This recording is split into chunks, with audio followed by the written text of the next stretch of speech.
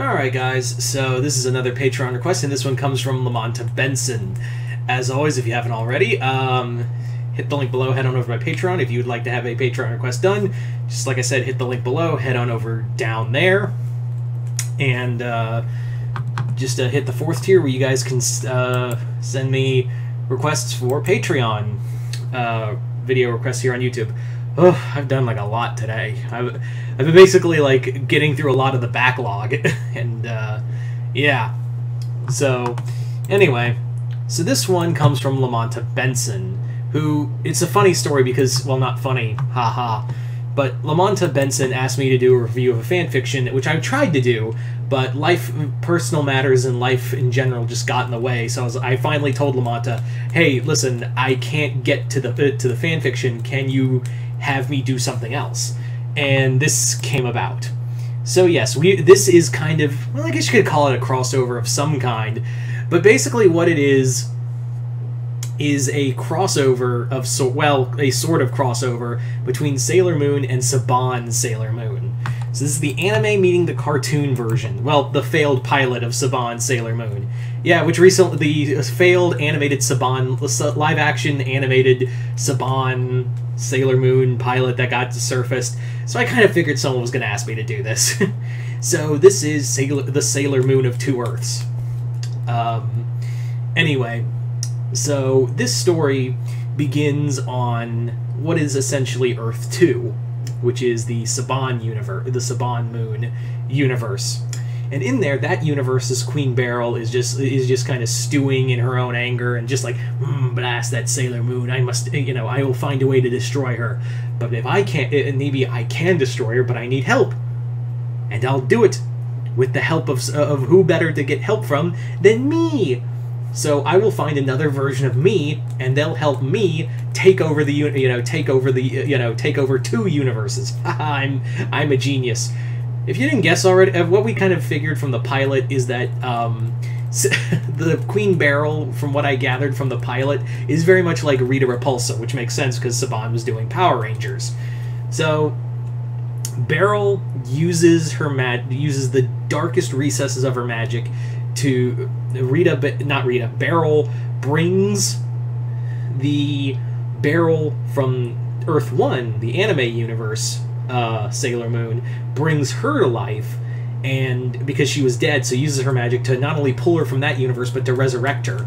Unfortunately, that came with a bit of a caveat, because it wasn't just that that Queen Beryl that came back to life. It was also Queen Metalia. And Metalia is actually fused into the body of that Sailor Moon. I'm not Sailor Moon, Queen Beryl. It's been a long day, guys. I've been doing a lot of videos. So yeah, the Beryl Metalia works with the other Beryl to be like, I can conquer this universe and conquer that universe. So the two Beryls basically scheme to kill the two respective Sailor Moons. And using their magic, they actually pool both their magics combined, and essentially what they do is mash the two Earths together. They more or less just smash the two Earths together into one universe. And in doing so, what happens is they've more or less merged the Earth 1 and Earth 2 into an amalgam Earth, and as you can imagine, the two versions of the Sailor Guardians have obviously caught wind of this. Obviously disturbed by this, the two teams respectively try to figure out what's going on in their respective areas. You have the Sailor Guardian, Usagi and the Sailor Senshi trying to figure out how on earth did two Earths literally mash together. Meanwhile, Serena and the other Sailor Scouts are trying to figure out what the hell happened. Like, how did that happen? It has to be with Queen Beryl. Of course, this is when the part where it's not just two Earths being merged into one, but at this point, the two Beryls begin to send monsters down to this amalgam Earth to attack the two Sailor Senshi. But they basically send different monsters, along with bringing back Beryl and in a way Metalia. They also brought back the Diamond Generals, and they send the Diamond Generals to go after Serena and the Sailor Guardians, whereas Usagi gets attacked by generic monsters sent by that barrel. And even like Usagi and the other Sailor and the Senshi are like, this is really like low bar shit. Like, this is some low bar, like, this is like so beneath us. Like, how this is like a little insulting for the two of us, for our teams. Eventually, the Sailor Guardians and the Sailor Senshi meet. I mean, the Sailor Scouts and the Sailor Senshi meet, and it's a shell shock, to be sure, because like Usagi's like, I feel like this is cultural appropriation, don't you think?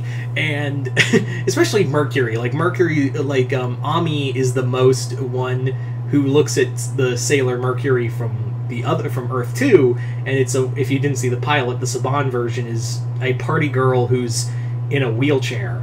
It's a lot. That was a bold move. I don't know what Saban.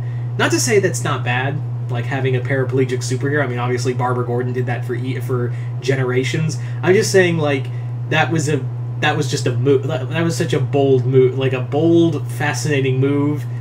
And also, I don't think it was thought through.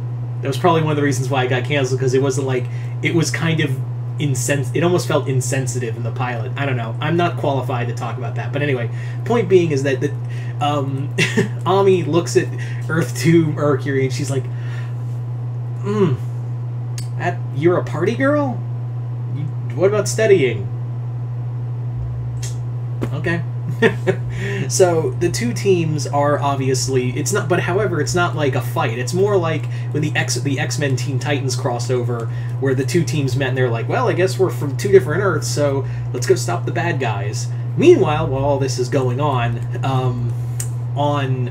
at the two Barrels base, Metalia has taken over the barrel of her Earth's body, and is now like ready to be like full on, I'm gonna kill every Senshi in the universe, because I'm gonna go to the main universe. I'm gonna go to the main, because this is Sailor Moon Crystal. She's gonna go to the manga-verse. Yeah, we're turtles forevering it up. So she wants to go to to Earth Prime and kill all the Sailor Senshi there. However, the two teams do arrive and combine, and it's actually kind of funny because like Serena and the Guardians and Serena and the Scouts pull out the wind sails, and Usagi's like, I don't know if I like this or not. This is kind of upsetting. So when the two teams do arrive, they do battle with Metalia, and this time with the combined power, they manage to destroy her body forever, and Earth 2 Barrel is sent slinking away. So obviously here comes the big thing. How do you separate the two Earths?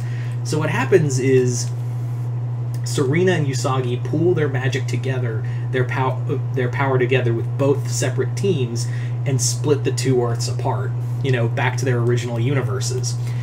And by the end of it, Usagi and Serena are like, it was great meeting you, and it's nice to know in the multiverse there's light and hope out there in the multiverse. So there you go, guys. That is pretty much Sailor Moon of Two Earths. So there you go, guys. I'd like to thank Lamonta Benson for their continued patronage and this video. And you guys tell me in the comments below, what did you guys think of it? Just comment below, let me know. Hope you all enjoyed these Patreon videos. I've kind of done a huge backlog of a few of these, so it might take a little break from Patreon requests for a bit, but that doesn't mean like don't send me any more. Just keep sending them. I'm just gonna get to them at another time. But anyway, hope you all enjoyed this. I'm Mr. Multiverse. I'll see you next time in the Multiverse.